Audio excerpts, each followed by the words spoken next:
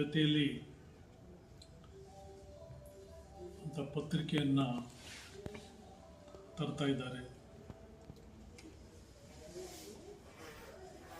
ಇವತ್ತು ಭಾಳ ಗಂಭೀರವಾಗಿ ಬರ್ತಕ್ಕಂಥ ಟ್ಯಾಬ್ಲಾಯ್ಡ್ ಪತ್ರಿಕೆಗಳ ಅಗತ್ಯ ಇದೆ. ನಾನು ಈಗ ತಾನೇ ಆ ಪತ್ರಿಕೆಯಲ್ಲಿ